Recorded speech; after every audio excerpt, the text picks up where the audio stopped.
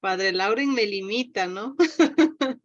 Pero está muy bien. Por temas de organización, 15 minutos para las 4 etapas que tenemos por estudiar y reflexionar está perfecto. Así que vamos a lograrlo.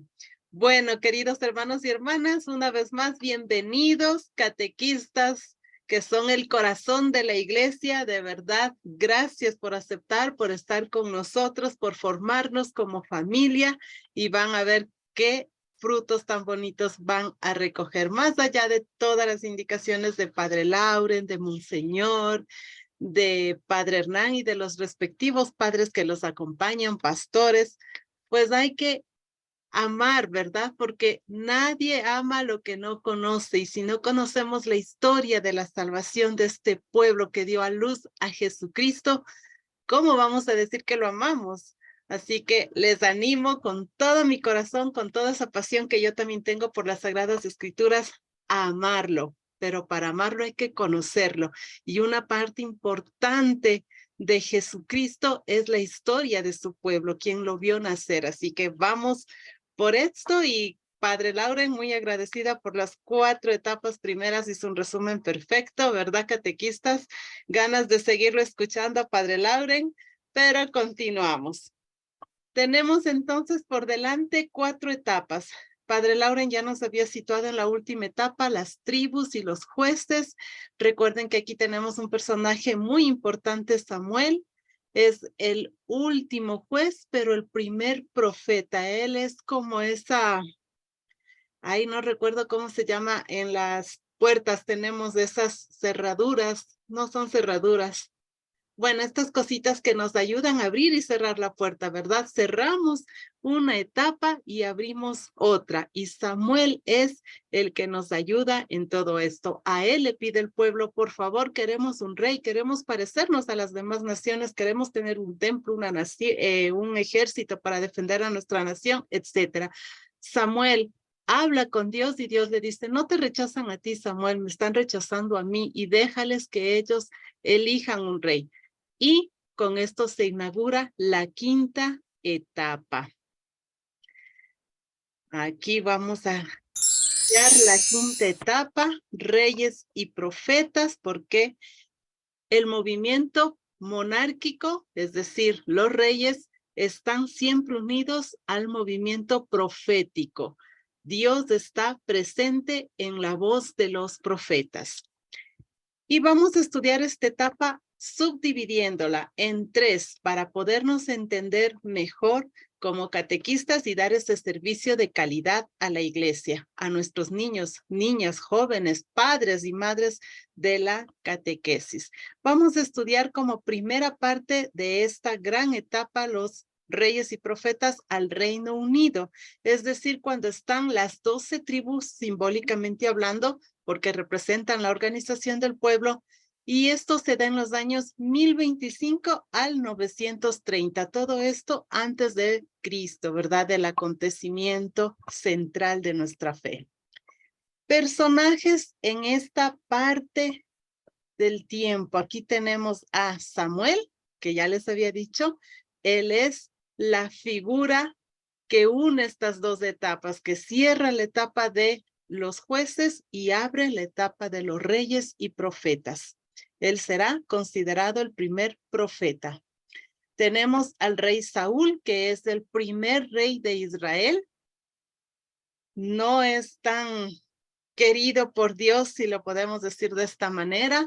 Hay que saber leer los textos bíblicos. Saúl es un rey elegido por el pueblo, donde no estuvo de acuerdo Dios, pero Dios les dejó en libertad. Así le dice a Samuel, ¿verdad? A ti no te están rechazando, es a mí. Están poniendo al pueblo un rey y yo soy el rey, ¿verdad? Pero hay que leer muy bien los textos. Luego tenemos al gran rey David. Este rey, a pesar de tener ciertos inconvenientes, ciertas cositas que no gustó al pueblo, pero hubo otras que sí gustaron, su humildad.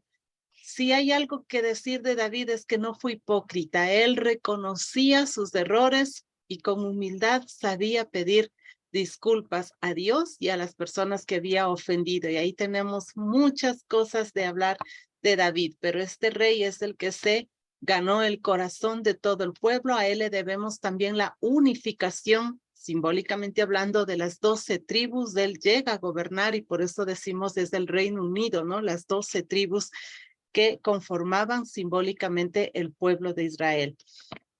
Ahí tenemos un pasaje muy bonito y significativo, el rey David. ¿Recuerdan cuando Samuel fue a buscar para ungirlo? Y él era el último, que ni se imaginaron, el más jovencito, el pastorcito, pero él era el elegido por Dios. Nuestros ojos veían otras cosas, otras posibilidades a los hermanos de David, a los hermanos mayores, pero Dios había elegido a este pastorcito, a este humilde, para ser su servidor. Y tenemos la historia que nos cuenta Samuel, donde él vence con su honda y una piedra al gran rey filisteo, ¿verdad? Esos son textos que los tenemos y que muchas veces son tocados en la catequesis y hay que saber el sentido profundo, hay que desvelar el género literario y qué es lo que quiere decir el autor sagrado a través de este relato tan simbólico, tan llamativo y que nos anima a los pequeños a tener esa fuerza y esa confianza en Dios y a seguir adelante. Cuando Él nos elige, Él está con nosotros. Tenemos a su hijo, el rey Salomón, quien cobra muchos impuestos para construir el templo, el palacio, hay explotación de los campesinos. Es un rey que realmente tuvo muchas cosas negativas y por su accionar, el reino unido, las 12 tribus, se dividirán. Así que hay que leer muy bien a Salomón. No es del rey de la justicia, todo lo contrario, es un rey que no supo tener todo el poder al servicio de la comunidad, del pueblo, ¿no? Profetas como Samuel, como Natán, que es un profeta que está todavía muy vinculado al rey, le hace tomar conciencia de las cosas que no hace bien, me refiero al rey David, y ahí vemos cómo el profeta con el rey tienen todavía un vínculo de amistad, etcétera, pero ya luego vamos a ver que el rey y el profeta están bastante separados porque ya no escuchan la voz de Dios que va a hacerla sentir a través del profeta. Características de esta primera parte de la etapa. Surge la línea davídica. David se robó el corazón del pueblo, supo gobernar bien con un proyecto de Dios por delante, así que él es el que lleva la batuta y desde ahí tendremos toda esta experiencia del Mesías. ¿De dónde saldrá el Mesías? De la casa de David. Aquí nace la línea davídica. Se cobra tributos, sobre todo Salomón, para construir palacio, el templo, etcétera, ¿no? Y tenemos una experiencia ambigua de Dios. ¿Qué quiere decir ambigua? Tenemos dos en esta etapa, dos experiencias. La primera, la que Salomón hace que Dios esté atrapado en el templo. Dios está en el templo, esa es su casa, solo ahí habita, solo ahí está Dios atrapado en el templo. Pero también tenemos la experiencia de este Dios que habla y se mueve en los profetas, porque el profeta no habla por sí mismo, sino habla en nombre de Yahvé Dios, oráculo del Señor. Así dice el Señor. Segunda parte de esta quinta etapa, el reino del norte. Recordemos que gracias a la política injusta y de Salomón se divide el reino y se divide en el reino del norte y reino del sur. El reino del norte vendrá desde los años 930 al 722 aproximadamente. La capital de este reino tuvo algunas, pero la más importante es Samaria. El gobierno, la manera en cómo ellos se organizaron es de manera democrática, es decir, rey que servía para los proyectos que la comunidad o la élite tenían, pues era bienvenido. Y cuando este rey ya no hacía los proyectos que la élite pedía, pues era sacado. ¿Sí? Es democrático. Personajes, aquí hay algunos que nos van a sonar y otros no tanto. Jeroboam. Jeroboam fue uno de los que miró que Salomón no estaba haciendo las cosas bien, y cuando muere Salomón, ¿quién tenía que ocupar el cargo? Roboam, el hijo de Salomón. Y a él le dice, oye, conversemos, tu papá nos estaba cobrando muchos impuestos, ¿qué te parece si a las tribus del norte nos ayudas y nos bajas un poquito los impuestos? Roboam parece que lo piensa un poquito, pero luego regresa con más fuerza y le dice, no, Jeroboam, si mi papá les cobraba el 12% de impuesto a la renta, pues del valor agregado, perdón, ahora les vamos a cobrar el 20%. Y Jeroboam dice, hasta aquí llegó, nosotros nos vamos, 10 tribus, haremos un reino que se llamará el reino del norte, conocido así, ¿no? El reino del norte o Israel. Y tú te quedas con las 2 tribus del sur. No hay ningún problema. Así que esto queda de esa manera, la división. Para el norte, 10 tribus y para el sur, 2 tribus. ¿Y quiénes lo hacen? Jeroboam y Roboam. Siguiente personaje, profetas. Y aquí ustedes deben haber leído, deben haber tocado estos textos en la catequesis del gran profeta Elías, Eliseo, Amós, Oseas, el profeta enamorado, entre otros. Y ya vamos a leer algún textito de ellos. Características de esta segunda parte de la quinta etapa.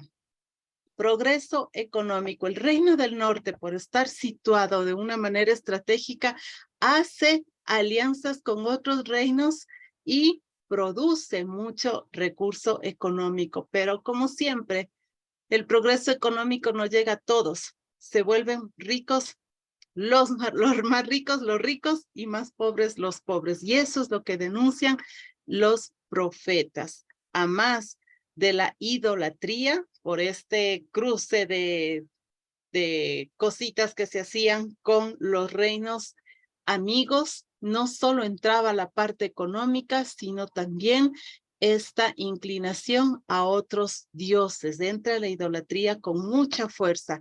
El culto vacío, también reclaman esto los profetas. ¿Cómo es posible que vayas a la casa de Dios con todas las cosas que has hecho a tus hermanos? A los campesinos los explotaste, no les diste lo justo de esta semana, les descontaste tanto, y así tú te presentas a la casa del Señor a hablarme muy bonito, a hablarle, a decirle te amo, cuando a tus hermanos los esclavizas. Eso es culto vacío y denuncian muy fuerte los profetas. Asiria, un imperio bastante importante, los invade y los destierra. Y como reino tendrá su fin aproximadamente en el año 722. Y la última parte de esta gran etapa es del Reino del Sur, que va desde los años 930, donde se divide el reino, al 587. Es decir, que estas tribus tuvieron más años en relación al reino hermano de Israel o del norte. La capital, Jerusalén. El gobierno aquí es muy diferente a cómo se organizaron en el norte. Recuerdan, en el norte democrático, aquí es hereditario. El hijo de David, en este caso Roboam, es el que tiene el poder, y luego será el hijo de Roboam, el nieto de Roboam, etcétera. La línea davídica. Aquí no se puede imponer a un rey como era en el caso del pueblo hermano del norte. Ahí tenemos la estrella de David como símbolo. Personajes, ya les había hablado, Roboam como hijo de Salomón y el primer rey del reino del sur, que se lleva a las 2 tribus.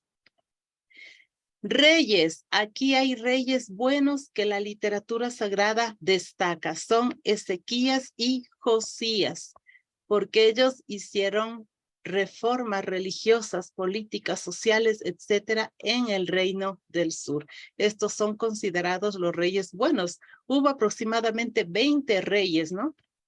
Tenemos también a uno bien destacado por lo mal que hizo al pueblo, Manasés.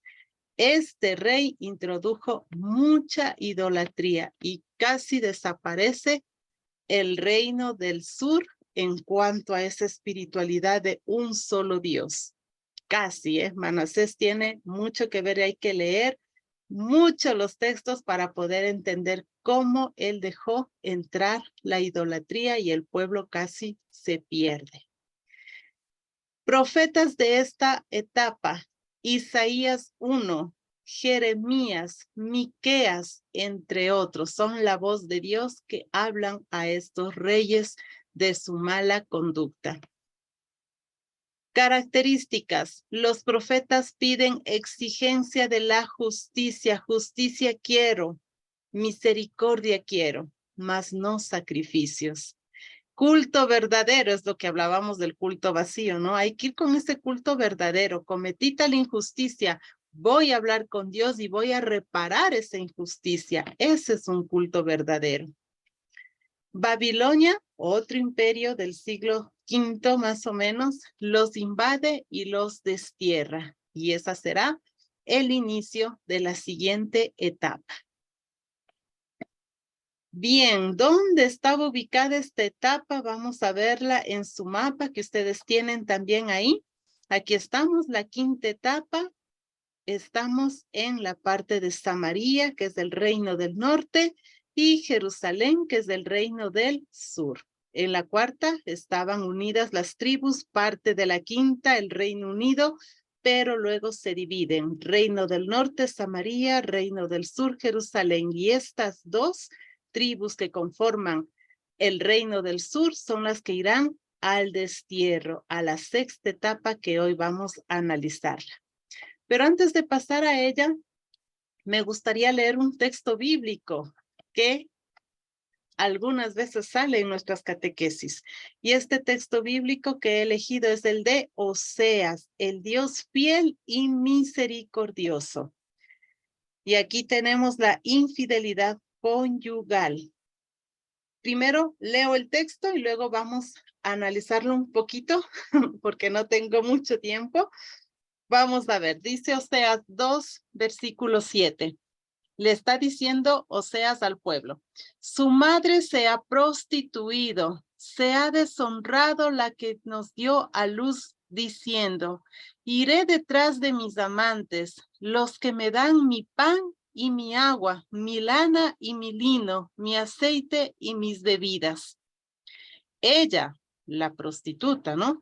Perseguirá a sus amantes, pero no los alcanzará. Los buscará, pero no los encontrará. Entonces ella dirá, regresaré con mi primer marido, pues entonces me iba mejor que ahora.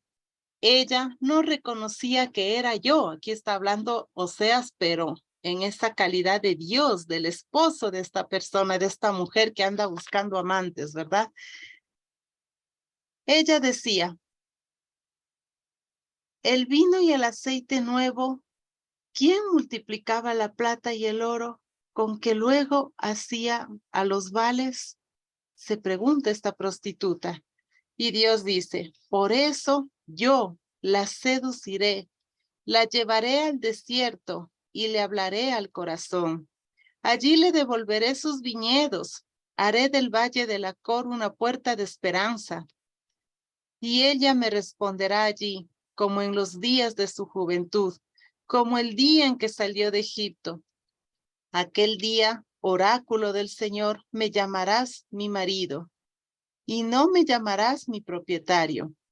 Yo quitaré de su boca los nombres de los vales, y no los volverá a recordar. Aquel día haré en favor de mi pueblo una alianza con los animales del campo, con las aves del cielo y con los reptiles de la tierra. Romperé en esta tierra el arco, la espada y la guerra, y los haré descansar confiados. Te desposaré conmigo para siempre. Te desposaré en justicia y en derecho, en amor y en ternura. Te desposaré en fidelidad y tú conocerás al Señor. Miren, cuando leemos estos textos de estos grandes profetas, no entendemos a veces casi nada. Decimos, ¿qué? ¿Quién? ¿Cómo? Oseas estaba casado, pero habla de Dios. Bueno, aquí vamos a hacer rapidito, en 3 minutitos, una interpretación del texto con todo lo que habíamos aprendido. Recuerden, estamos en los reyes y profetas. Oseas es un profeta del reino del norte.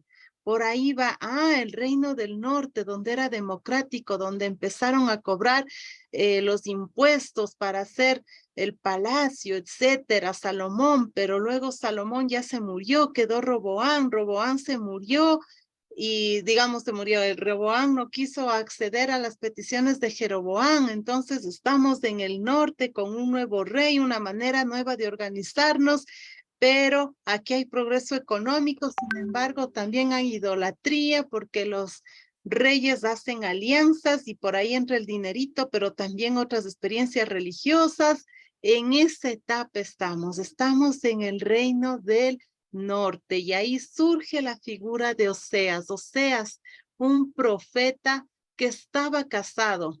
Y ahí vemos, miren, profeta, Oseas, casado con una esposa que le era infiel. Y esta experiencia de amor que él siente a pesar de que su esposa le es infiel, pero él la ama profundamente, esta experiencia tan humana la eleva y dice, Dios debe de ser así. Nos ama como pueblo, Él es el esposo y nosotros como pueblo de Israel somos la esposa, pero este pueblo se inclina ante otras experiencias religiosas, ante otros dioses. Este pueblo, perdón, al ser la figura de la esposa de Yahvé Dios, se convierte en una prostituta porque anda con otras experiencias religiosas y no se da cuenta que esas otras experiencias religiosas le llevan a ella a caminos en los que no tiene dignidad, se esclaviza. Esta experiencia tan humana, Oseas la eleva a esa experiencia de amor de un Dios que a pesar de que su esposa es infiel con otros dioses, pero él está ahí firme, fiel, y además de eso es misericordioso, no la castiga. Vamos a ver rapidito. Oseas ama a su esposa que es infiel, esa es la experiencia humana que dice. Ama a esta mujer. Yahvé ama a Israel.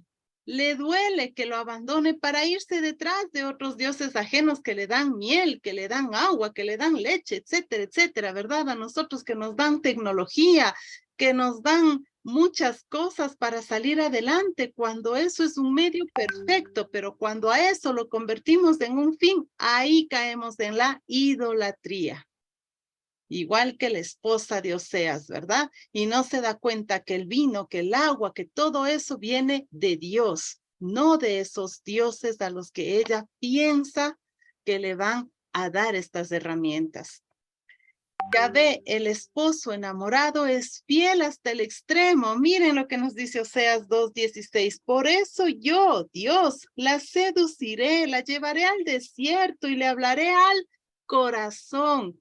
No nos dice, le voy a mandar más leyes, más castigos, más cosas para que se dé cuenta lo bueno que soy yo. No, todo lo contrario. Aquí lo que hace Dios es seducirnos, amarnos al extremo, hablarnos al corazón, pero para esto nos tiene que llevar al desierto. Ahí estuvo el pueblo, recuerdan en la etapa 2, 3, en el desierto, y ahí se fue purificando de esas malas prácticas adquiridas, pues hoy otra vez nos va a llevar al desierto y a cada uno de nosotros, de las parroquias, a todos nos lleva este desierto, esta noche oscura, dicen algunos grandes personalidades de nuestra iglesia, ¿verdad? La noche oscura. Ahí nos quiere llevar para seducirnos de nuevo y hacernos vibrar con esa experiencia de amor, porque el amor es lo que transforma, no el castigo, no las leyes que no están mal, no las normas que tampoco están mal, pero el amor es el fundamento de todo. Dios no la obliga a volver.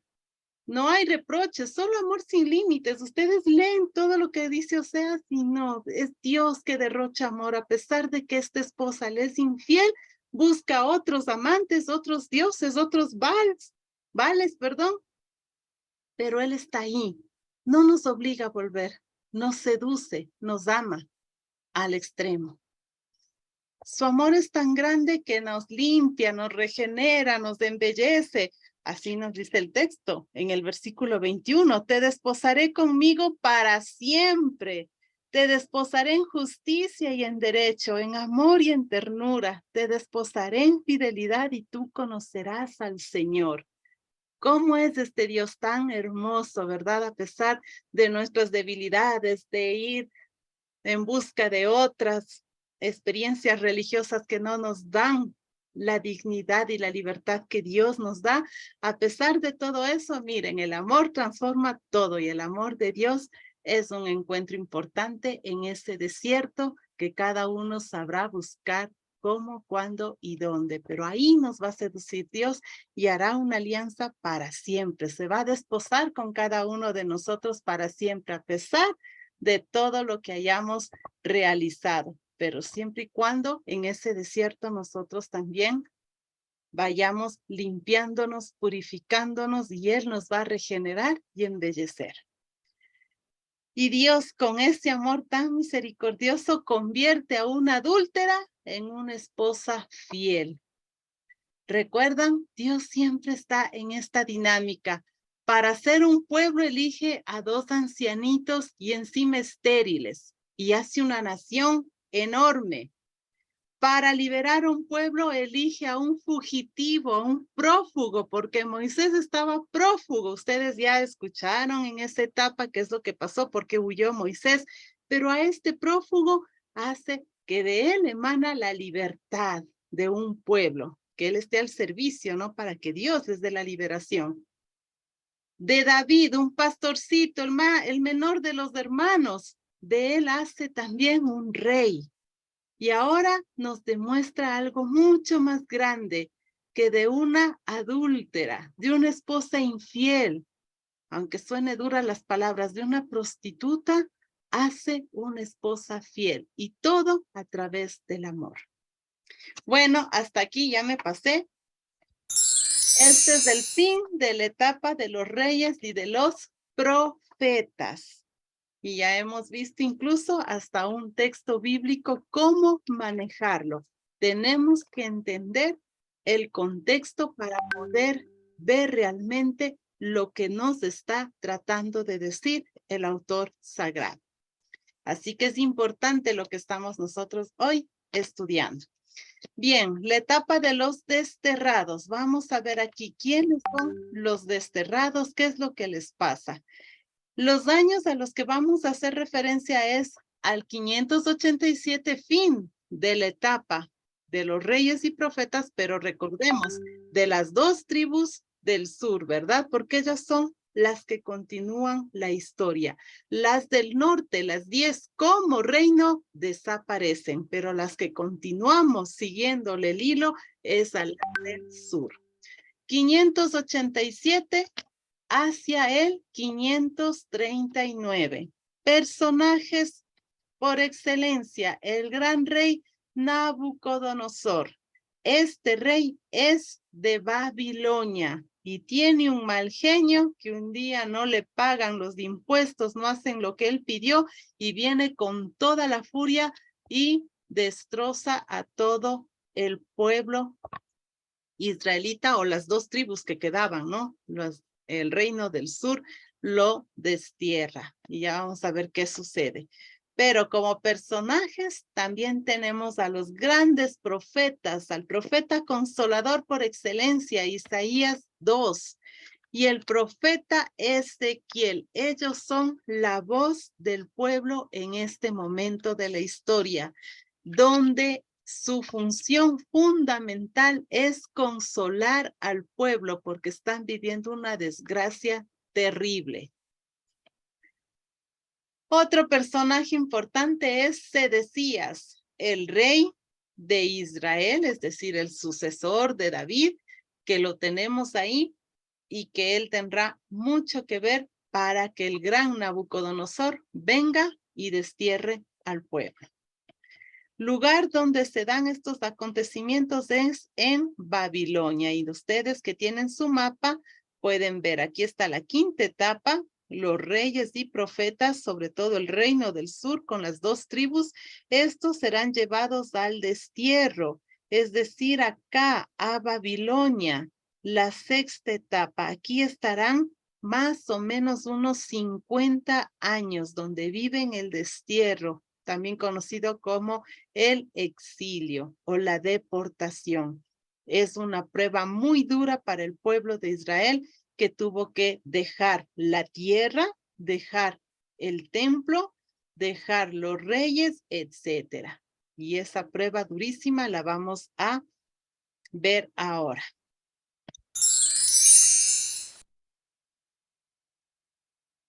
Características de esta etapa número 6. Pierden el templo porque Nabucodonosor les destruye el templo, y recuerden que el templo es la presencia de Dios, lo más grande que el pueblo judío tiene. El templo es la casa de Dios, ahí está Dios, y ese templo es destruido como papel, porque este gran imperio de Babilonia vino con toda su fuerza y lo destrozó. Pierden la tierra es del don de Dios. Ellos de Jerusalén caminarán hacia Babilonia, perdiendo su tierra, su identidad. Y pierden también al rey. Sedecías, por una mala táctica, él consultó con Jeremías. Jeremías, ¿qué hago? ¿Le hago frente a Babilonia? Y Jeremías, no, no hagas alianza, por favor, haz lo que te pide Nabucodonosor, nuestra fuerza es en Dios.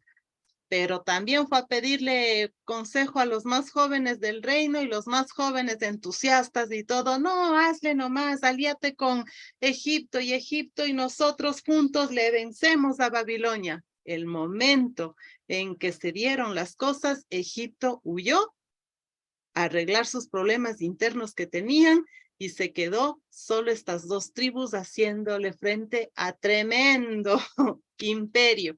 Así que perdieron. Y el rey Sedecías, es una historia muy triste, pero ahí está, en un pueblito Ribla, lo capturó el rey, mató a todos sus hijos y le sacó los ojos, imagínense. Y luego lo llevó desterrado a Babilonia. Es una época terrible para el pueblo, muy dolorosa, pierden su identidad, entran en una crisis profunda de fe, porque para ellos dicen, bueno, o sea, que Babilonia es más fuerte que nosotros, es decir, que el rey nacional, porque tenían muchos dioses Babilonia, esos dioses de Babilonia, entre ellos el más importante, Marduk, es más fuerte y poderoso que Yahvé. Creo que sí, porque vino y nos destruyó el templo, nos ha quitado nuestra tierra porque nos sacó y nos está llevando a su imperio, y al rey Sedecías no le fue nada bien. Entonces sí, Marduk, el dios de Babilonia, parece ser que es más fuerte que nuestro Dios. A la final nuestro Dios es solo el Dios de nuestros patriarcas, el Dios de nuestra parte de territorio, y aparte la casa de Dios ya la destrozaron. Empiezan con unas preguntas, una crisis de identidad terrible, fuerte, y están sufriendo. Imagínense que a nosotros nos quiten todas nuestras seguridades, casa, empleo, hijos, y encima nos lleven a otras tierras. Perdemos todo, se nos viene el mundo encima, se nos cae todo. Algo de eso le sucede al pueblo en estos años. Pero a través de Isaías 2 y de Ezequiel, que son los profetas sobresalientes, los catequistas entrenados por esa experiencia del Dios de la misericordia, empiezan a darle consuelo al pueblo. Esto no es porque Dios ha perdido, para nada. Dios es el creador de todo, pero es que ya no tenemos dónde darle culto a Dios. ¿Cómo que no? Sí, el templo ya nos lo quitaron, se destrozó el templo. ¿Cómo? El templo, el nuevo templo. A ver, miren, vengan, estos catequistas eran como ustedes, bien inteligentes, llenos de la experiencia de Dios, y les ponían ahí, miren la naturaleza, miren el cielo, miren las estrellas, miren el sol, miren las montañas, miren los ríos. Esto es del templo de Dios. Dios, Yahvé, es el creador de todo el universo. No es solo de nuestro templo y de nuestro lugar geográfico. Dios es universal. Dios es dueño de todo. Y aquí en este templo, que es toda la creación, aquí le vamos a dar culto.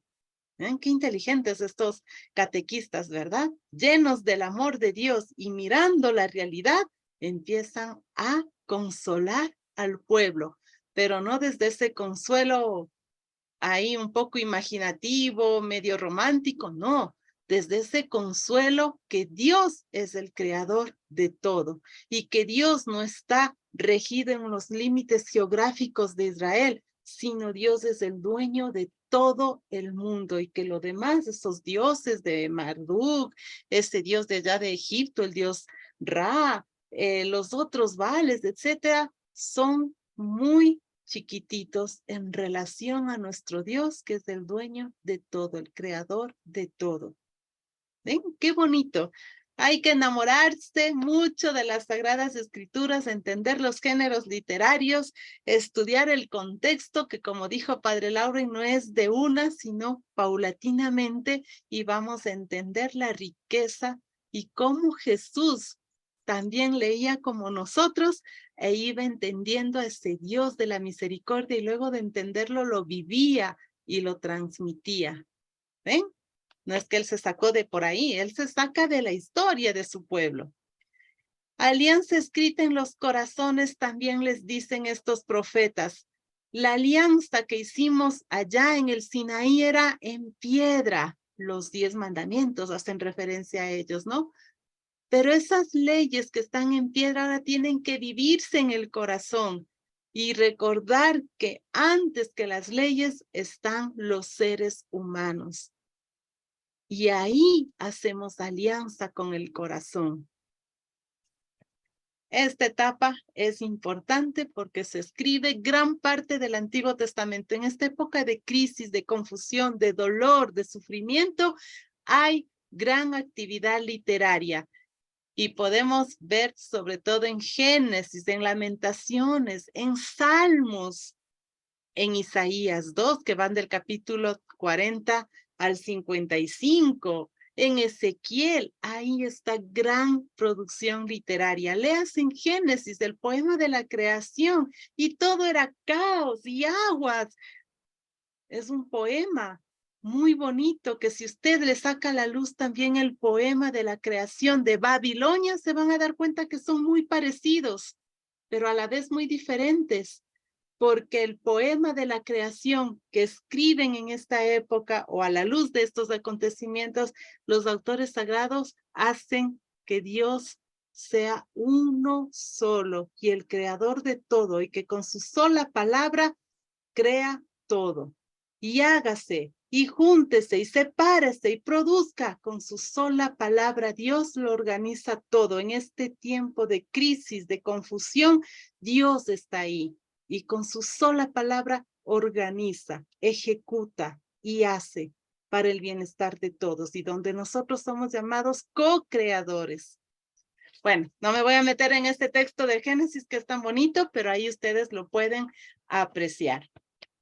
Pero para ver el contexto, vamos a buscar al profeta Ezequiel, que lo tenemos en nuestra Sagrada Escritura, y ahí le hemos puesto Ezequiel. La experiencia de Dios que tiene Ezequiel es el Dios ágil, que forja corazones nuevos, que hace alianza con el corazón y no en piedra, sino con corazón de carne. Y vamos a ver esto. La desesperanza era total en este tiempo. Hemos visto, ¿no? Cómo son llevados a otra tierra, les destruyen su templo, les quitan sus tierras. Están en una crisis de identidad, de dolor terrible. Y ahí podemos leer Ezequiel 37, del 1 al 14. Nos dice la visión de los huesos secos que en la catequesis hemos topado alguna vez.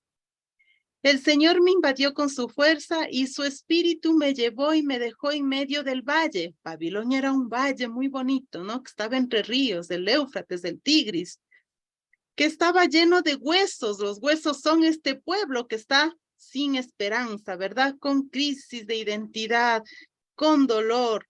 Me hizo caminar entre ellos en todas las direcciones. Había muchísimos en el valle y estaban completamente secos. Me dijo, Hijo de hombre, ¿podrán revivir estos huesos? Yo le respondí, Señor, tú lo sabes.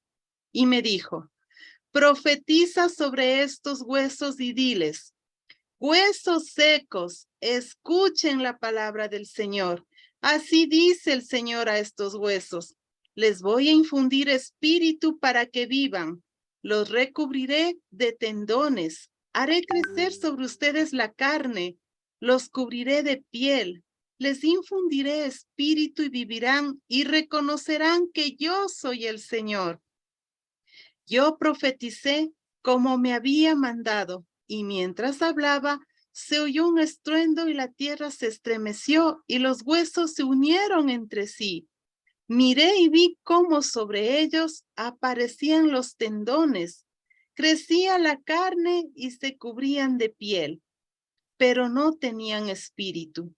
Entonces él me dijo, llama al espíritu, hijo de hombre, llámalo y dile, esto dice el Señor, ven de los cuatro vientos y sopla sobre estos muertos para que vivan. Lo llamé tal como el Señor me había mandado y el espíritu penetró en ellos. Revivieron y se pusieron en pie. Era una inmensa muchedumbre. Y me dijo, Hijo de hombre, estos huesos son el pueblo de Israel. Andan diciendo, se han secado nuestros huesos, se han desvanecido nuestra esperanza, estamos destrozados. Por eso profetiza y diles, esto dice el Señor, yo abriré sus tumbas, los sacaré de ellas, pueblo mío, y los llevaré a la tierra de Israel. Y cuando abra sus tumbas y los saque de ellas, reconocerán que yo soy el Señor. Infundiré en ustedes mi espíritu y vivirán. Los estableceré en su tierra y reconocerán que yo, el Señor, lo digo y lo hago. Oráculo del Señor. Ven, el mismo texto nos explica quiénes son estos huesos secos, por qué estaban secos, por qué estaban muertos, porque no tenían esperanza, tenían crisis de identidad, estaban sumidos en el dolor. Marduk ha sido más fuerte que nuestro Dios Yahvé, hasta que Ezequiel, Isaías 2, empiezan a darles la catequesis que no fue de la noche a la mañana, son 50 años que viven esta experiencia y que estos catequistas van animándolos día a día. Es un proceso, no es magia, es un proceso en el cual van encontrando a este Dios que forja corazones nuevos, que ya basta de sufrimiento y de decir que Dios los ha abandonado. Dios no los abandonó, Dios está en medio de ellos, en estas circunstancias terribles. El templo se destruyó, pero el templo es toda la creación. Y Dios no los abandona, Dios está con ellos. Ezequiel siente la presencia de Dios en esos exiliados, en esos huesos secos, en esos que estaban muertos ahí sin esperanza. Cuando uno cae en el alcohol, en las drogas, en cosas que nos esclavizan, no tenemos esperanza. Y decimos, Dios nos abandonó, Dios no me quiere porque he pecado. No, Dios te ama. Date tú la oportunidad.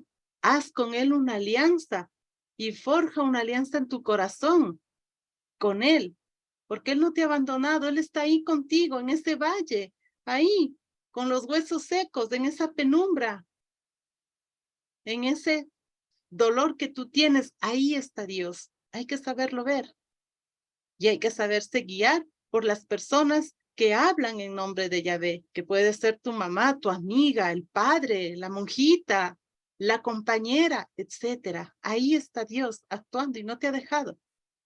Dios no se quedó atrapado en el templo, como pensaban, ¿verdad? No, ahora ellos ya saben que el templo es toda la creación y que ahí vamos a darle culto y culto verdadero.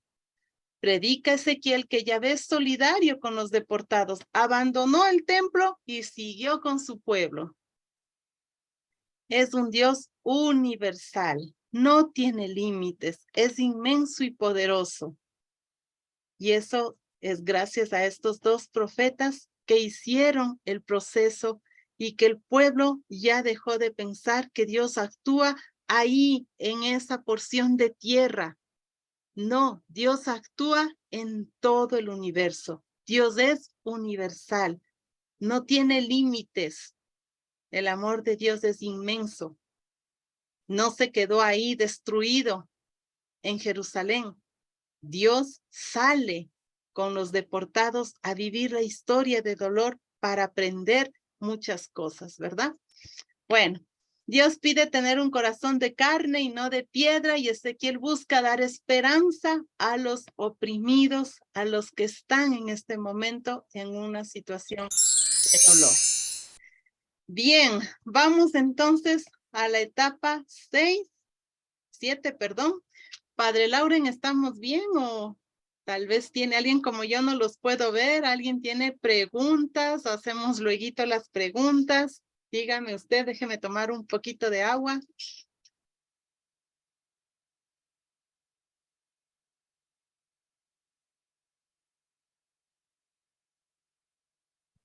Padre Lauren.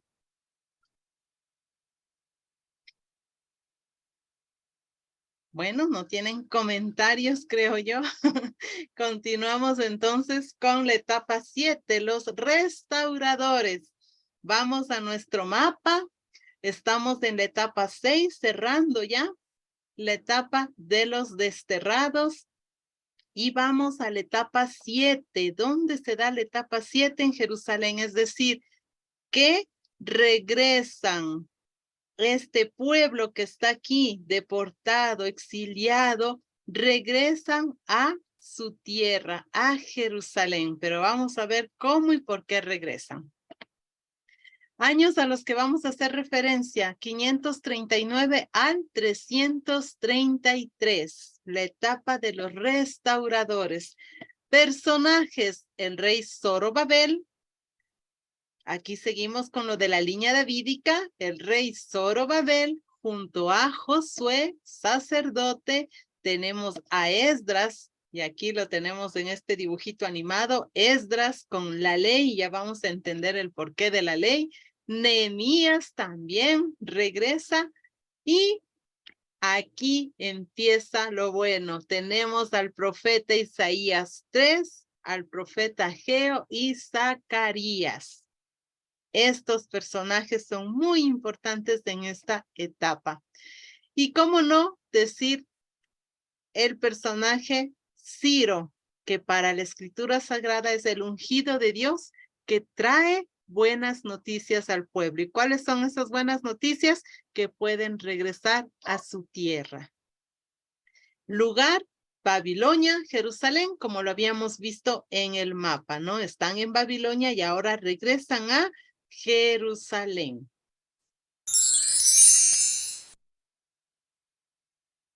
Características de esta etapa.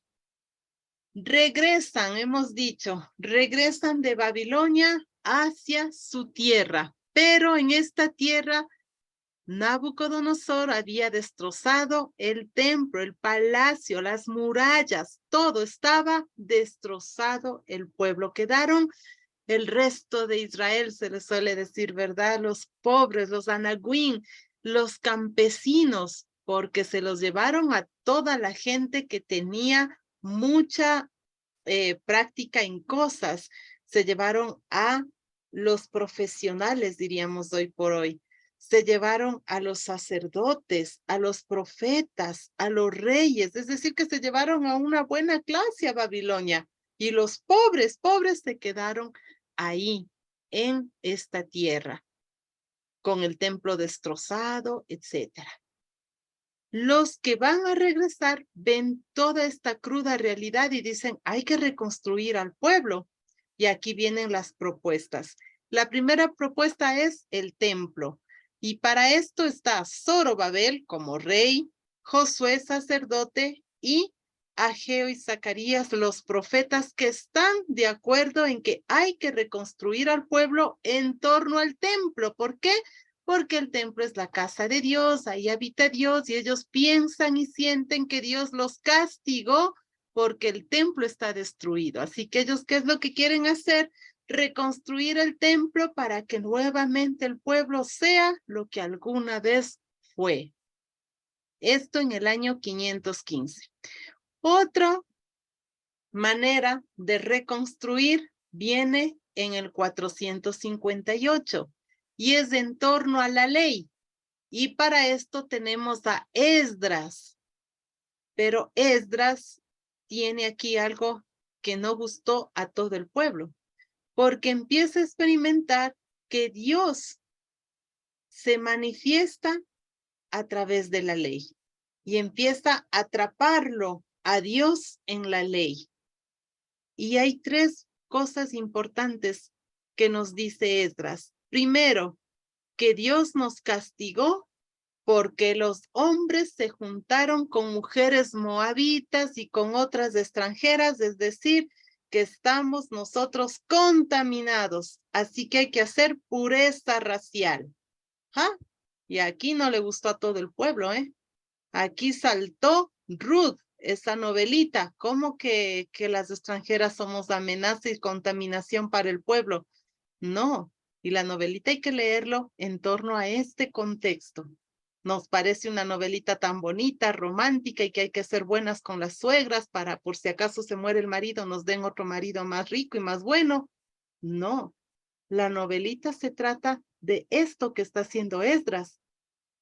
Castigar a la gente que se ha casado con mujeres extranjeras porque a las mujeres extranjeras junto con sus hijos había que votarlos. Porque Dios, según Esdras, Dios nos ha castigado por habernos mezclado con otras razas. Cuidado, nosotros también tenemos ahora esto, ¿no? Solo los católicos somos los elegidos de Dios. ¿Cómo? ¿Por qué? ¿Qué pasó? ¿A Dios lo estás atrapando en esta religión? Dios es mucho más. Bueno, otra cosa que nos dice Esdras, raza escogida. Ellos se sentían la raza escogida y no luz de las naciones. Ellos decían, no, nosotros somos escogidos de Dios. Desde el comienzo nos escogió, nos eligió. Y ahí salta Jonás, la novelita de Jonás. ¿Cómo que nos escogió a nosotros nomás? Dios es Dios de todos. Y es más, nosotros somos los que le damos más problemas a Dios. Los creyentes, los judíos somos los que le damos más problemas. Muchas veces los paganos se convierten más rápido. Hay que saber leer Jonás. Y otra cosa importante y que desde aquí tenemos mucho problema es la teología de la retribución. Si cumples la ley, Dios te bendice.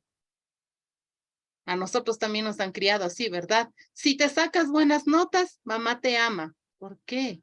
El amor tiene que ser incondicional. ¿Recuerdan Oseas? Aquí a Esdras se le olvidó Oseas y los demás profetas. El amor no es condicionado a, el amor es incondicional, pero la teología de la retribución en esta etapa se da muy fuerte y hasta hoy nosotros vivimos con la teología de la retribución de por medio. Para esto sale la novelita de Job. ¿Se acuerdan de Job?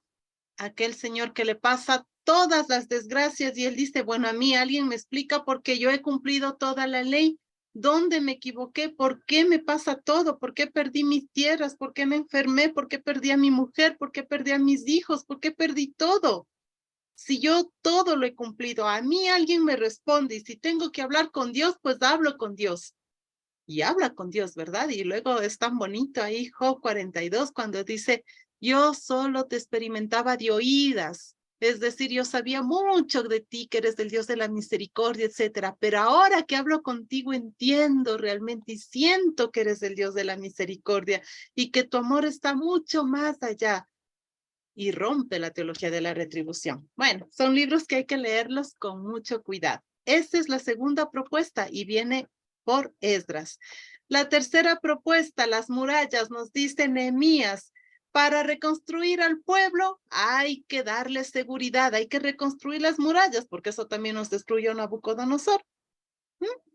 Esa es otra propuesta. Y la tercera, la importante, la genialidad de los profetas, los catequistas, los que tienen una experiencia de amor con Dios profunda.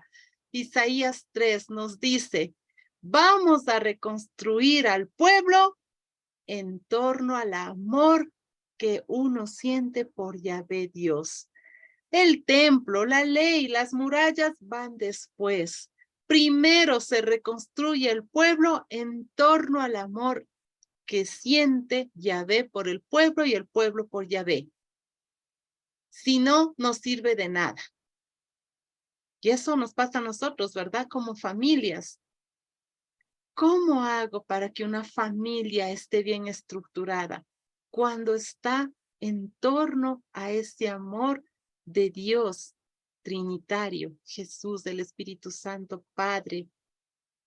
Si no hay esto, esta familia, como la barca, ¿verdad? Empieza por ahí a tener muchos problemas, muchos conflictos, y unos dicen, para arreglar nuestro matrimonio, tengamos hijos.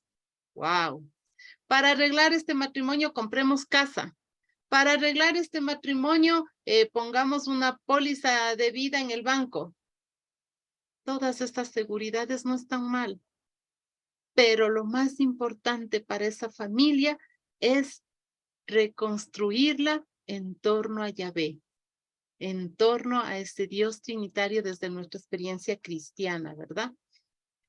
Bueno, vamos a hacer, aquí miren, características, otra característica, nace el judaísmo como religión. Aquí empiezan a decirse ellos, somos judíos de pura raza escogida y no nos mezclamos con nadie, etcétera.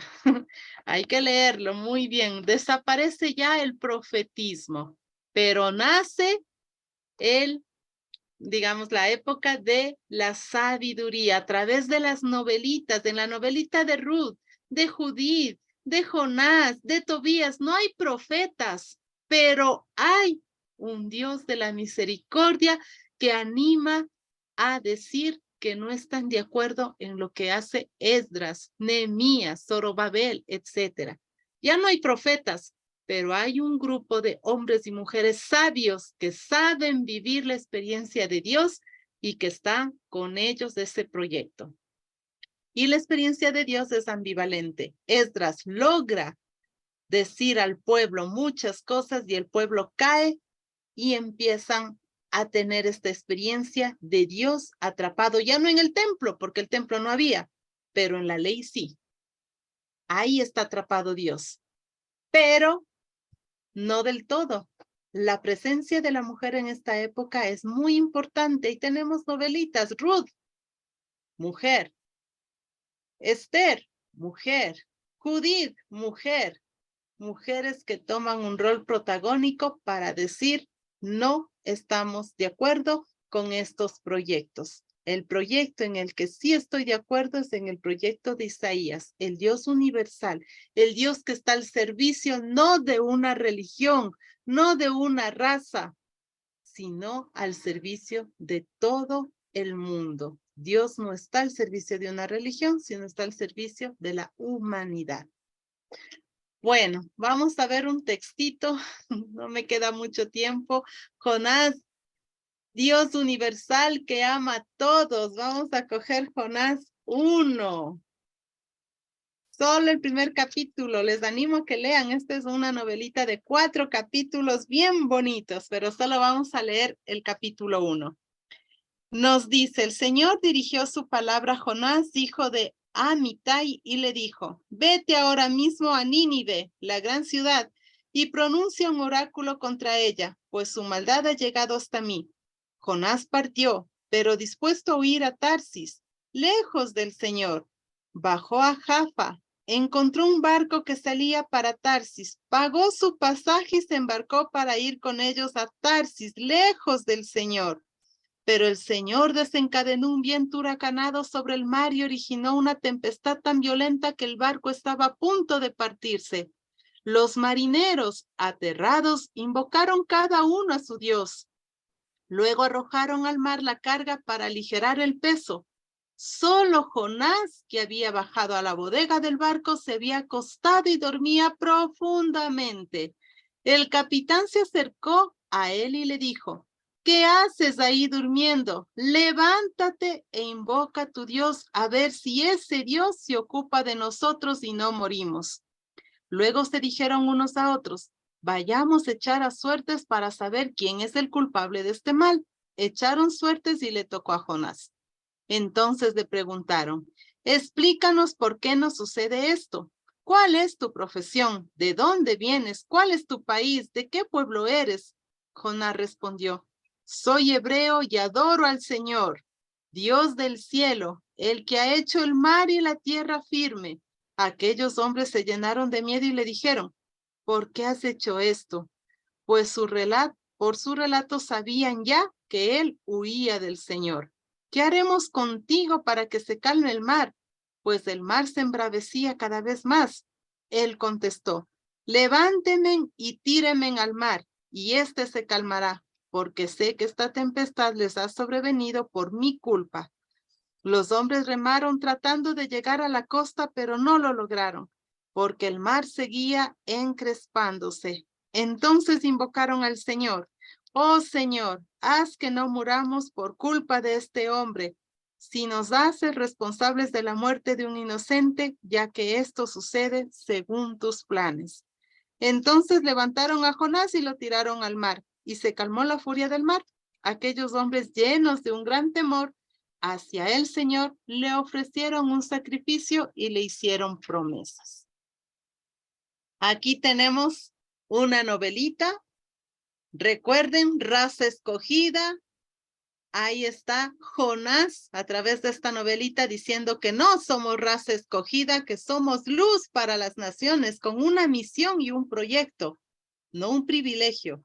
Bueno, esta es una novelita didáctica. Los judíos creían que Dios no debe perdonar a los paganos, porque ellos son raza escogida y los paganos para nada. Dios tiene que servirnos solo a nosotros, a los de la raza escogida, no a los paganos. Miren cómo somos egoístas, ¿no? La alianza es solo con ellos, es decir, con el pueblo judío, porque son raza escogida, según Esdras, que esta idea les mete a través de la ley. Y aquí vamos a ver rapidito las actitudes de los marineros versus las actitudes de Jonás. Recordemos que los marineros son los paganos, es decir, los que no son de esta espiritualidad judía. Y Jonás, que sí es judío, ¿verdad? Y él lo dice, yo soy judío. Bueno, ya hemos leído el texto. ¿Qué nos dicen? Los marineros invocan a sus dioses. Obviamente ellos son paganos, tienen otras espiritualidades. Versus a Jonás, que desobedece a Dios. Dios le dijo, vete a Nínive, y él se va a Tarsis. Los marineros interrogan al profeta, ¿quién eres? ¿De dónde eres? ¿A quién? Etcétera, ¿verdad? Aquí vimos, le interrogan. ¿Qué más hacen los marineros? Hacen lo posible para salvar el barco. Mientras Jonás dormía, ellos estaban desesperados, pidiéndoles a sus dioses, aligerando la carga. ¿Y Jonás qué hacía? El creyente, el profeta, dormido. Arrojan al profeta al mar, pero no fue su primera opción. Hay un esquema muy bonito en este primer capítulo. No es la primera opción de los marineros votar a Jonás. Ya en la última dicen, Dios, perdónanos por hacer esto, pero no tenemos más remedio porque todo hemos agotado. Y lo único que nos falta es, en verdad, como dice Jonás, arrojarlo a él porque de él es la culpa. Miren cómo ellos tuvieron mucho trabajo y lo último que hicieron fue arrojar a Jonás al mar. Y por último, ¿qué nos dice el primer capítulo? Que estos marineros se convierten a Dios, porque le dicen, ¿verdad? Entonces levantaron a Jonás, lo tiraron al mar y se calmó la furia. Aquellos hombres llenos de un gran temor le ofrecieron a Dios sacrificio e hicieron promesas. Es decir, que estos paganos tuvieron misericordia por Jonás y se convirtieron. No le dieron trabajo a Dios. Versus Jonás. Jonás, el profeta, el creyente. ¿Qué hace? Desobedece a Dios. No va a Nínive a cumplir su misión de profeta, para nada. A pesar de sí mismo, él es profeta. Cuando le preguntan y le interrogan, dicen, sí, yo soy Jonás, vengo de acá, soy profeta, pero huyo de Dios. A pesar de ser profeta, él tiene esto como que no es mi vocación, es que, y no se sabe por qué. En el primer capítulo no se sabe por qué Jonás no quiere ir a Nínive. En el cuarto capítulo recién se nos revela, ¿no? ¿Por qué él está con coraje? ¿Por qué les tienes que perdonar a los ninivitas? ¿Por qué? Deberías de castigarles, de que baje fuego y los queme. Ellos no son judíos, nos hicieron mucho daño. ya sabía yo, miren, aquí dice capítulo 4, a mí me encanta, ya decía yo, cuando todavía estaba en mi tierra, por algo huí rápidamente a Tarsis, porque sé que eres un Dios clemente, compasivo, paciente y misericordioso, que te arrepientes del mal que prometes hacer. Jonás aquí sabía que Dios iba a perdonar a los ninivitas y por eso no quiere, porque para él Dios tiene que castigarlos y punto. Y no se abre esa experiencia de amor. Bueno, imagen del Mesías, muerte, sacrificio, salvación, es en algún momentito que nos dé tiempo podemos hablar cómo Jonás empieza con esta cosita, ¿no? Y Jesús lo menciona en los evangelios, ¿no? Conclusiones de esta novelita. Jonás es una denuncia a todos los creyentes que se creen dueños de la verdad y del amor de Dios. Solo a los católicos Dios nos va a salvar. ¿Por qué? Lee Jonás. No te cierres, lee Jonás. El mensaje de salvación, el autor de Jonás lo pone en boca de los paganos. Ellos son los que realmente no le dan trabajo a Dios y hacen las cosas que deben hacer por misericordia. Y muchas veces las personas que están fuera de la iglesia, eso ya es como para nosotros, obedecen a Dios más que nosotros, porque nosotros le ponemos trabas, le ponemos trabajo, nos dormimos, no hacemos caso. Bueno, no todos. Y yo sé que por allá por Guaranda ustedes son más marineros que Jonás, en ese sentido de ayudar, de salvar, de tener palabras de salvación para el pueblo. Bien, esta es la séptima etapa y voy a concluir ya con la octava etapa que va de los años 333 al 63. Los personajes son el gran Alejandro Magno, que por cultura general todos sabemos quién fue este estratega y uno de los grandes de la historia. Alejandro Magno, inteligente, creo que nunca perdió ninguna batalla, ¿eh? Alejandro Magno. El rey Antíoco IV, rey de Siria, y a este hay que ponerle mucha atención. La familia Macabea, Matatías, Judas, Simón, Juan, Eleazar, Jonathan y muchos otros hombres y mujeres que dieron su vida por, vamos a ver por qué. Esto es muy bonito, por defender su cultura, su religión, su experiencia de Dios. Lugar de los acontecimientos, Judá en las montañas. Estamos en la etapa 7 que regresamos y aquí mismo se dará la etapa 8. Sí, en toda esta partecita. ¿Qué sucede en esta etapa? Los defensores de la fe. El imperio persa, con Ciro a la cabeza, que nos dio la libertad de poder regresar y ver esta etapa de la reconstrucción, pues cae y nace el imperio griego, Alejandro Magno a la cabeza. El imperio griego conquistó muchas tierras, pero a su paso iba helenizando, es decir, que iba dejando su religión y era acogida por muchos pueblos. El pueblo judío no fue la excepción, también se dejó arrastrar. Pero en el año 170 al 160 hubo un conflicto grande ya con el pueblo, sobre todo el de las montañas, los campesinos.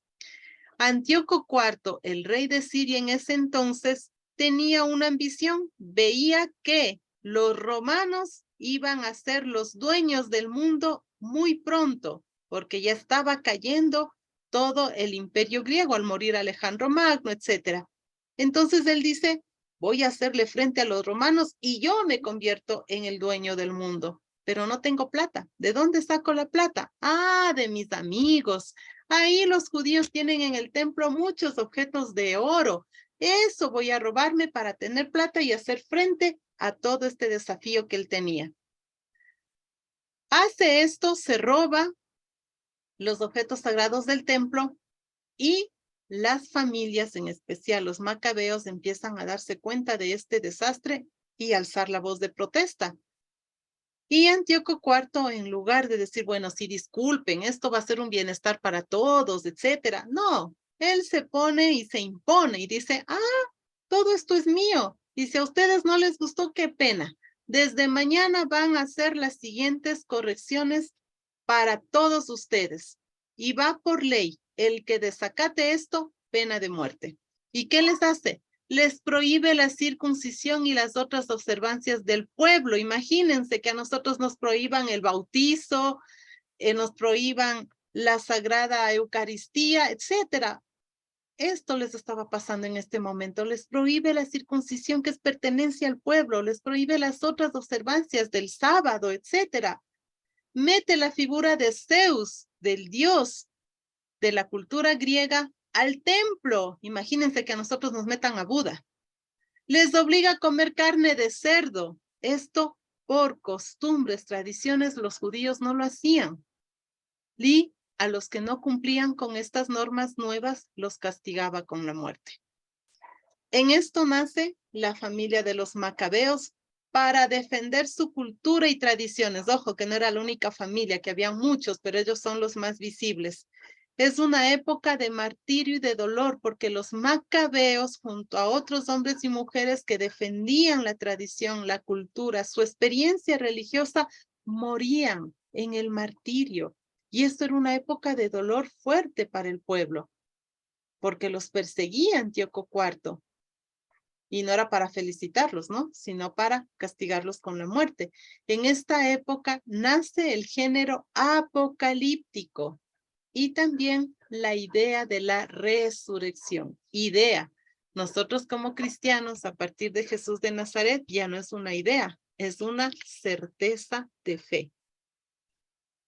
Y vamos a concluir con un textito, Eleazar, para poder ver qué es lo que pasaba, cómo la misma Biblia nos relata qué es lo que le pasa. Miren, ahí está Eleazar con un general que le está obligando a comer carne de cerdo, que era una de las costumbres y tradiciones que el pueblo judío tenía por excelencia, ¿no? Este texto lo encontramos en Segunda de Macabeos, capítulo 6, del versículo 18 al 31, y con esto finalizo. El martirio de Eleazar.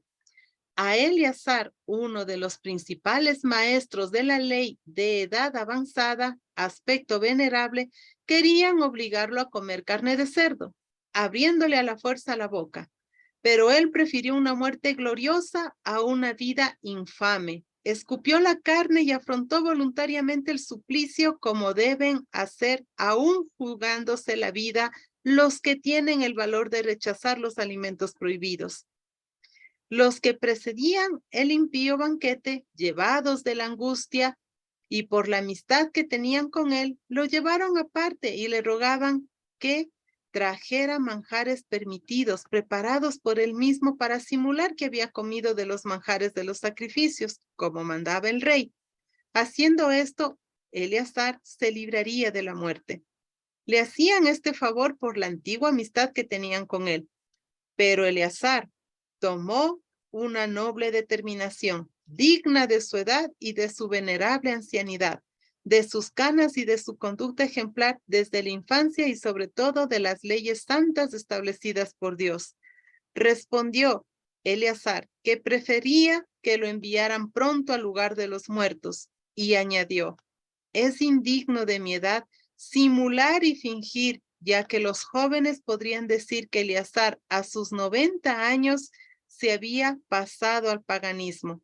Serían inducidos a error a causa de mi mal ejemplo, y todo por un poco de vida que me queda. Esto me acarrearía vergüenza y oprobio en mi vejez, pues aunque pudiera escapar de las manos de los hombres, ni vivo ni muerto escaparía de las manos de Dios omnipotente.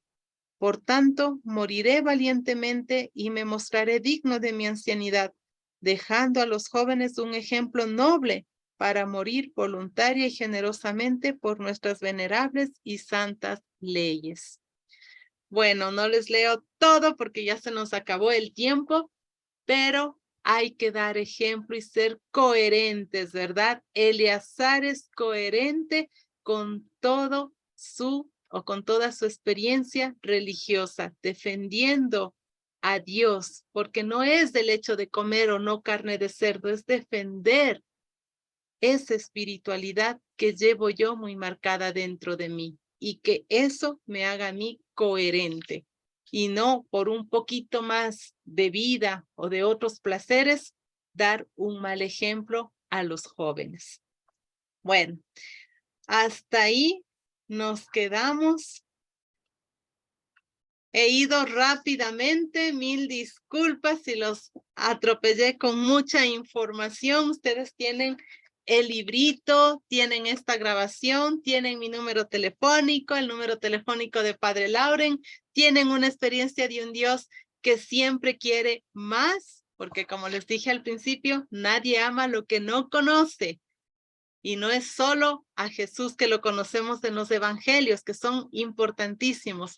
Lo tenemos también en esta experiencia de Dios. ¿De dónde debe Jesús toda esta experiencia? ¿De María? Claro que sí. ¿De José? Por supuesto. ¿De las vecinas? También. Pero de la ley, de los profetas, de los escritos sapienciales, de ahí también bebe mucha y mucha sabiduría. Así que nosotros, a ejemplo de Jesús, también leamos todo esto que nosotros llamamos Antiguo Testamento, veamos y experimentemos ese Dios de la misericordia, porque no es el Dios del castigo, ¿verdad? Tenemos esa idea en nuestra cabeza, que en el Antiguo Testamento Dios aprueba guerras, castiga. Y estos textos bíblicos que hemos analizado, ¿dónde quedan?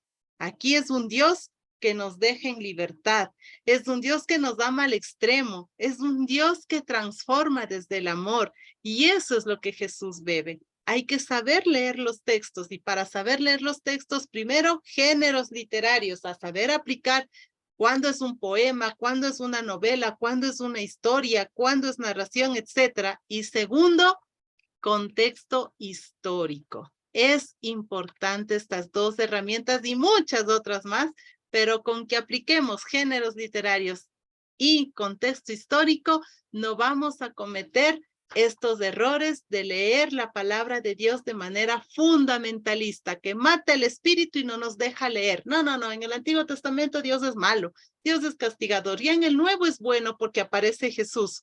Nada que ver. Hemos visto que aquí Jesús no había, ¿verdad? En Oseas Jesús no estaba, y Oseas ama profundamente esta experiencia, ¿verdad? A esta señora que le es infiel con otros dioses, pero ahí está, la llevaré al desierto, la seduciré, le hablaré de amor, porque el amor transforma. Como nos dice un gran sabio en nuestra iglesia católica, donde no hay amor, pon amor y cosecharás amor. Ese es el Dios de Oseas, de Ezequías, de todos los personajes que hemos visto hasta ahora. Muchas gracias. Me voy a tomar un sorbito de agüita. ¿Tienen preguntas o no sé cómo es la dinámica? Perdón que me pasé ya 16 minutos, pero estaba muy rico para mí al menos. Espero y confío que para ustedes también. Padre Lauren. Bueno, mientras toma agüita la profe catequista, porque como ustedes tiene una larga experiencia de catequista. A ver, alguna preguntita, pueden alzar la mano o poner ahí en reacciones, en el chat,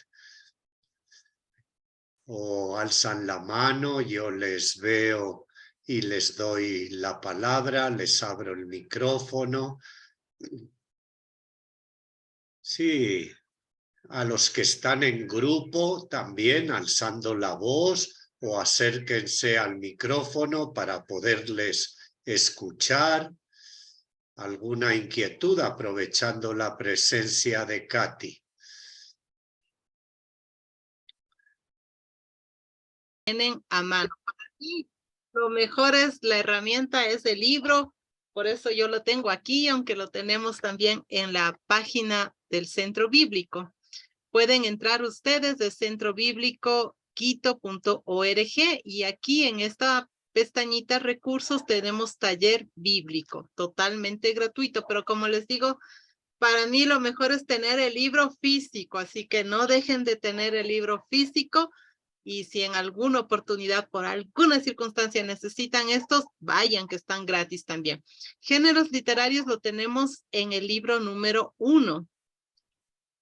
Hay muchos temas, aquí tenemos el índice, cómo empezar este estudio bíblico y ahí están algunos 5 temitas y el tema 6 es géneros literarios, que está en la página 42, perdón. Entonces, ponemos aquí página 42 e inmediatamente ya nos lleva géneros literarios, una llave para entender los textos bíblicos.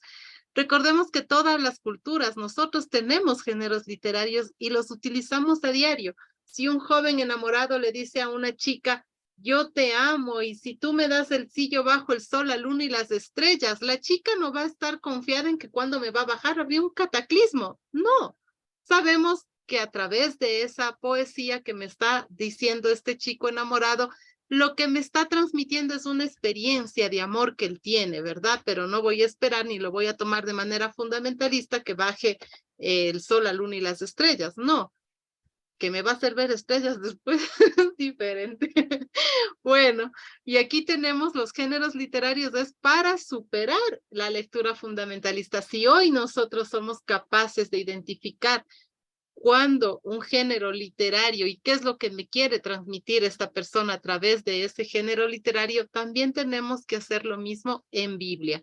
Como dice Padre Lauren, hay muchos géneros literarios, incluso dentro del género literario, por tomar un ejemplo, el mítico, que está sobre todo en el capítulo 1 al capítulo 11 del libro de Génesis, dentro de ese mismo género hay otros subgéneros.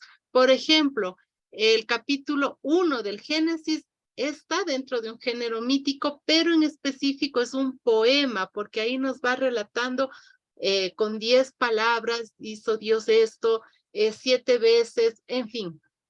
Es un poema de amor, pero que está dentro de este género mítico. Hay que entenderlo, no es tan difícil al principio cuando uno recién se entera, como que le toma así, wow, esto es difícil, pero no, vamos metiéndonos paulatinamente y respetando los géneros literarios. Si nosotros hoy somos capaces de hacerlo normalmente, pues en Biblia también, y eso lo va dando la práctica. Y ahí tenemos género del mito, tenemos el género evangelio, que es dar una buena noticia. El evangelio como tal es esto, ¿no? Jesús se convierte en evangelio porque es la buena noticia, pero a veces nosotros confundimos y decimos que los 4 evangelios son la vida de Jesús de Nazaret. Ojo, no es la biografía, es la experiencia de estas 4 comunidades, Marcos, Mateo, Lucas y Juan, que nos expresan esa manera de sentirle a Jesús, pero no son las biografías de Jesús. Cuidado, en Biblia no existe el género biográfico, que nosotros sí lo tenemos. El género del Midrash, que es investigar. No me voy a meter mucho en esto. El género epistolar, que hasta ahora nosotros lo utilizamos, ¿verdad? La carta. El género profético, que algo hemos visto en estos textos, ¿no? Los profetas siempre denuncian, anuncian y tienen esta palabra tan bonita, oráculo del Señor, oráculo de Yahvé. Así dice el Señor. En fin, es una fórmula para poder entender. El género apocalíptico, que tanto susto nos ha dado cuando no sabemos leerlo, porque Apocalipsis es revelar, el revelar no el fin del mundo, sino el fin de una época de maldad, una época que nos está haciendo tener mucho dolor, como la que les comentaba de los macabeos, ¿no? El martirio, ahí nace el género apocalíptico. Y de eso los cristianos lo utilizamos cuando también nos persiguió, sobre todo, se me fue el nombre del, del emperador, se me vienen los nombres del Antiguo Testamento y los del Nuevo Testamento, no. El emperador, ¿cómo se llama? Nerón. Nerón del 64 y el otro, el del Domiciano, que él trajo mucho dolor también a la iglesia al final del siglo I. Así que miren, ahí tienen material gratuito, pero como les digo una vez más, es mejor tener el libro físico, ¿no? Miren aquí en el Apocalipsis, los 7 candeleros, ¿qué significan? El Hijo del Hombre, ¿qué significa? La túnica larga, decimos que Jesús tenía túnica larga, ¿qué significa? Que Jesús es sacerdote, pero ¿fue sacerdote Jesús? No, pero es una manera de sentir el sacerdocio, y es un sacerdocio nuevo. El cinturón de oro o la coraza, ¿Jesús tenía un cinturón de oro? No, pero significa realeza, Él es el rey. ¿Tenía Jesús cabellos blancos? No, pero ¿qué significa la eternidad? Y en fin, así tenemos, y ahí vamos descubriendo y vamos superando la lectura fundamentalista. Ya, ahora sí